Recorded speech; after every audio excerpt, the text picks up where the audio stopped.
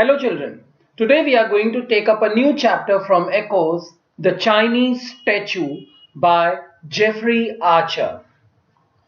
The little Chinese statue was the next item to come under the auctioneer's hammer. Auctioneer, a person who conducts auctions. Lot 103 caused those quiet murmurings that always precede the sale of a masterpiece. The auctioneer's assistant held up the delicate piece of ivory for the packed audience to admire, while the auctioneer glanced around the room to be sure he knew where the serious bidders are the people who offer to pay an amount to buy something at an auction, were seated. I studied my catalogue and read the detailed description of the piece and what was known of its history. The statue had been purchased in Halichua in 1871 and was referred to as what Sotheby's quaintly described as the property of a gentleman. Quaintly means in an unusual manner. Usually meaning that some member of the aristocracy did not wish to admit that he was having to sell off one of the family heirlooms. Heirlooms, a valuable object that belonged to a family for several generations. I wondered if that was the case on this occasion and decided to do some research to discover what had caused the little Chinese statue to find its way into the auction rooms on that Thursday morning over 100 years later. So this is being told about the author. He wonders why and how the Chinese statue actually came to be in auction room on that Thursday morning. Lot number 103 declared the auctioneer, "What am I bid for this magnificent example of?" Sir Alexander Heathcote, as well as being a gentleman, was an exact man. Exact means precise. He was exactly 6'3" and a quarter inches tall. Rose at 7 o'clock every morning, joined his wife at breakfast to eat one boiled egg cooked for precisely 4 minutes, 2 pieces of toast with 1 spoonful of Cooper's marmalade, and drink 1 cup of China tea.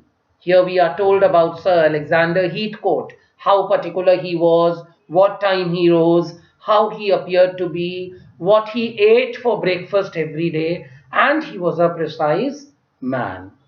He would then take a hackney carriage from his home in Cadogan Gardens at exactly 8:20 and arrive at the Foreign Office at promptly 8:59, returning home again on the stroke of 6 o'clock. He was never too late, not too early. He was exact on time while going to his workplace and while coming back home. His mode of transport was hackney carriage. Sir Alexander had been exact from an early age. He became the only son of a general, but unlike his father, he chose to serve his queen in the diplomatic service, another exacting calling. Exacting means demanding a lot of effort and care about details. He progressed from a shared desk at the Foreign Office in Whitehall to third secretary in Calcutta, to second secretary in Vienna, to first secretary in Rome, to deputy ambassador in Washington, and finally to minister in Peking. So we can see here he held various posts, all at different places around the world, and was finally here in China. He was delighted when Mr. Gladstone invited him to represent the government in China, as he had for some considerable time taken more than an amateur interest. Amateur means to do something for enjoyment in the art of the Ming dynasty. We are told here that Sir Heathcote was a very keen admirer of the art of the Ming dynasty, and so he was very happy to be transferred to China. This crowning appointment in his distinguished career would afford him what until then he would have considered impossible, an opportunity to observe in their natural habitat some of the great statues, paintings, and drawings which he had previously been able to admire in books. We have already been told that Sir Alexander Heathcote, being a lover of art, was extremely interested. When Sir Alexander arrived in Peking after a journey by sea and land that took his party nearly 2 months, he presented his seals patent to the Empress Suzy and a personal letter for her private reading from Queen Victoria. Now, patent is a declaration issued by a government to an inventor having the privilege of stopping others from making, using, or selling the claimed invention. So he presented it to Empress Suzy, and also a personal letter which he was carrying for the Empress from Queen Victoria. The Empress, dressed from head to toe in white and gold, received her new ambassador in the throne room of the imperial palace. She read the letter from the British monarch while Sir Alexander remained standing to attention. Her Imperial Highness revealed nothing of its contents to the new minister, only wishing him a successful term of office in his appointment. So whatever Queen Victoria had written to the Empress, Alexander Heathcote never would come to know about it, because the Empress never gave away the contents of the letter.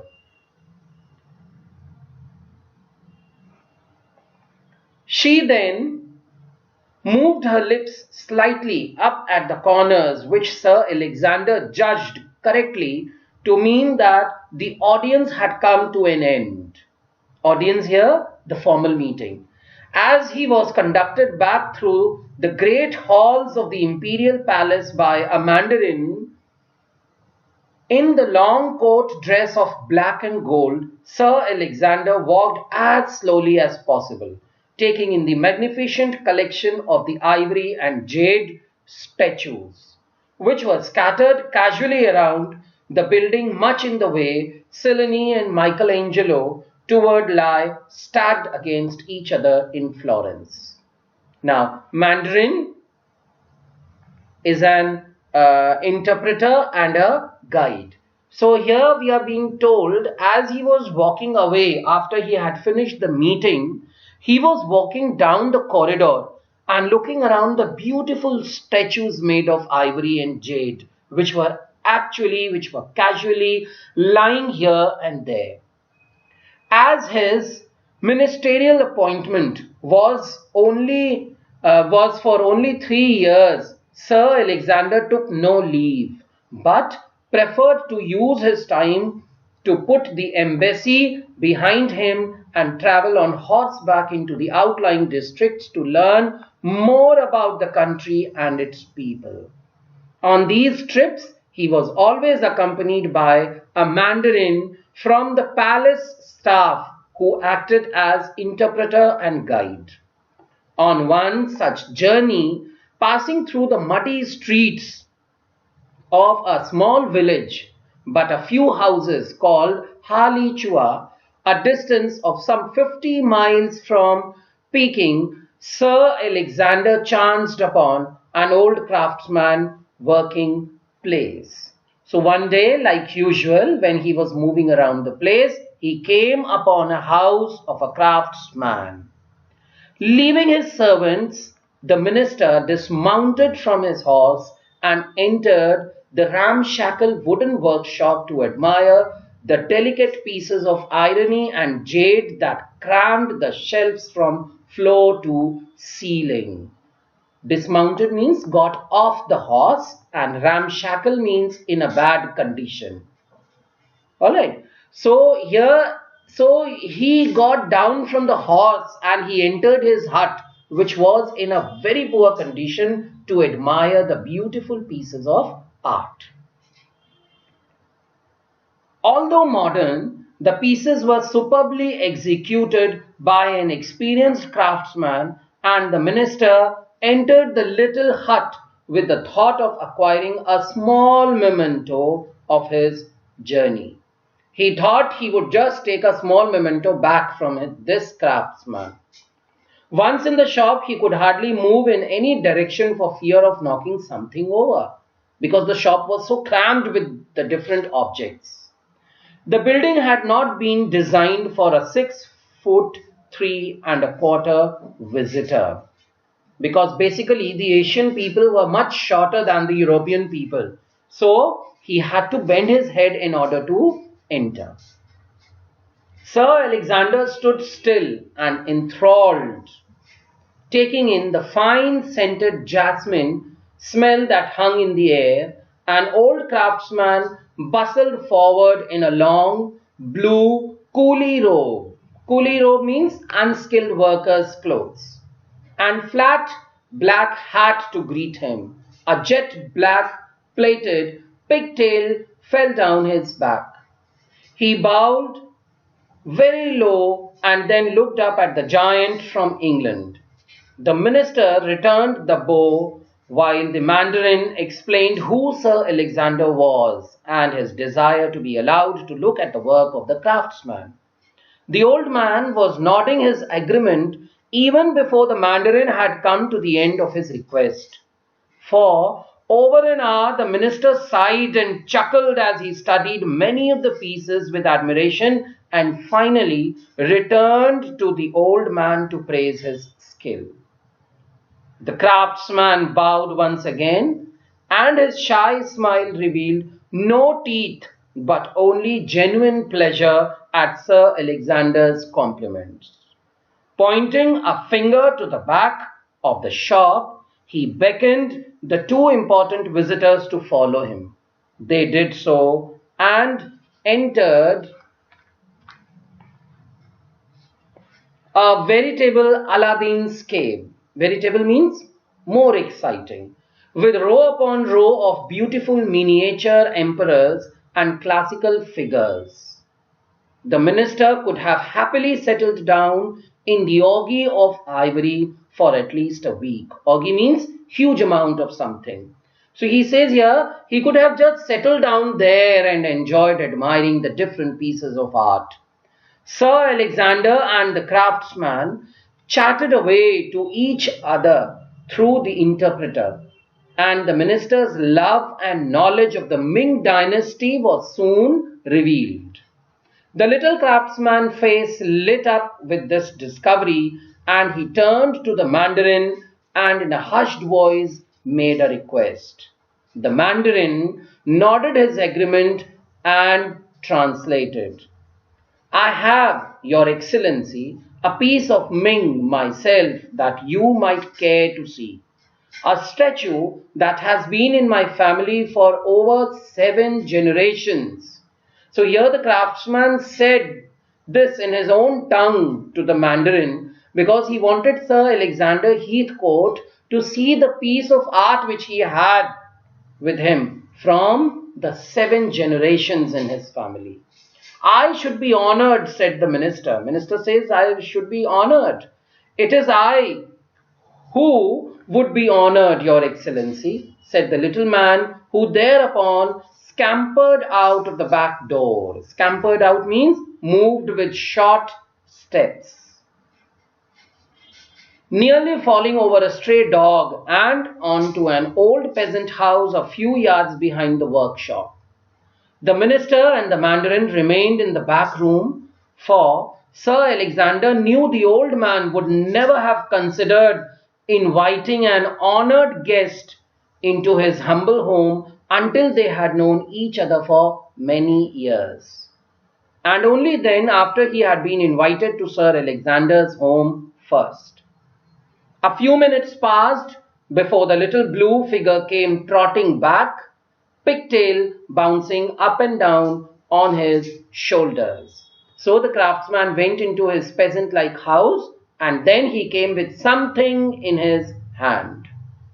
He was now clinging onto something that, from the very way he held it close to his chest, had to be a treasure.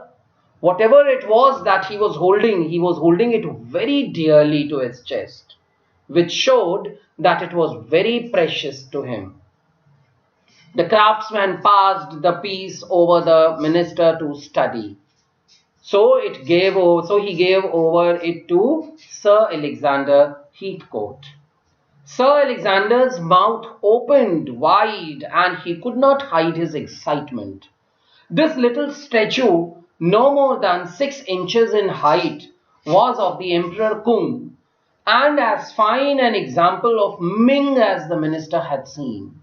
Sir Alexander felt confident that the maker was the great Pen Q, who had been patronized by the emperor, so that the date must have been around the turn of the 15th century.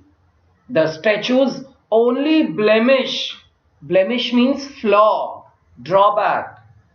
The statue's only blemish was that the ivory base on which such pieces usually rest was missing, and a small stick protruded from the bottom of the imperial robes. So the craftsman came back with a piece of art. It was a statue of the Emperor Kung, and which Alexander Heathcote immediately knew it was the work of great Pen Q, who had been patronized by the emperor. And the only drawback, the only blemish, the only flaw of that statue was that the base of the statue was missing. The ivory base was missing, and there was a stick instead jutting out from the bottom of the robes. But in the eyes of Sir Alexander, nothing could detract from its overall beauty. Detract means to take away. Although the craftsman's lips did not move, his eyes glowed, his eyes shone with the pleasure his guest evinced as he studied the ivory emperor. "You think the statue is good?" asked the craftsman through the interpreter. "It's magnificent." Magnificent means beautiful. The minister replied, "Quite magnificent, very attractive. My own work is not worthy to stand by its side," added the craftsman humbly. "No, no," said the minister. Though in truth the little craftsman knew the great man was only being kind, for Sir Alexander was holding the ivory statue in a way that already showed the same love as the old man had for the piece. The craftsman immediately came to know that Sir Alexander was a person who really loved art and his sculpture. The minister smiled down at the craftsman as he handed back the Emperor Kung, and then he uttered perhaps the only undiplomatic words. Undiplomatic means insensitive. Undiplomatic words he had ever spoken in the 35 years of serving his queen and country. "How I wish the piece was mine." Sir Alexander regretted voicing his thoughts immediately he heard the Mandarin translate them, because he knew only too well the old Chinese tradition that if an honored guest requests something, the giver will grow in the eyes of his fellow men by parting with it. Now Sir Alexander knew that he had made a mistake when he said, "I wish the piece was mine," because he knew immediately that the craftsman would part with that piece of art as it was of Chinese tradition. A sad look came over the face of the little old craftsman as he handed back the figurine to the minister. "No, no, I was only joking," said Sir Alexander, quickly turning to return to the piece of its owner. You would dishonor my humble home if you did not take the emperor, your excellency, the old man said anxiously, and the Mandarin gravely nodded his agreement. The minister remained silent for some time. I have dishonored my own home, sir, he replied, and looked towards the Mandarin, who remained inscrutable. Inscrutable means impossible to understand. The little craftsman bowed. I must fix a base on the statue, he said, or you will not be able to put the piece on view. He went to a corner of the room and opened a wooden packing chest that must have housed 100 bases for his own statues. Rummaging around, he picked out a base decorated with small, dark figures that the minister did not care for, but which nevertheless made a perfect fit. Rummaging means searching for something unsystematically. So since we have already talked about it, that the statue did not have a base, the craftsman went back and hunted for one, and he came. The old man assured Sir Alexander that although he did not know the base's history, the piece bore the mark of a good craftsman. He already had a base and he did not know its history. The embarrassed minister took the gift and tried hopelessly to thank the little old man. The craftsman once again bowed low as Sir Alexander and the expressionless Mandarin left the little workshop. As the party travelled back to Peking, the Mandarin observed the terrible state the minister was in and uncharacteristically spoke first. Your Excellency is no doubt aware, he said, of the old Chinese custom that when a stranger has been generous, you must return the kindness within the calendar year. It was a tradition in China that if somebody presented you a gift, then you had to return by gifting him something else within the calendar year, means within the same year.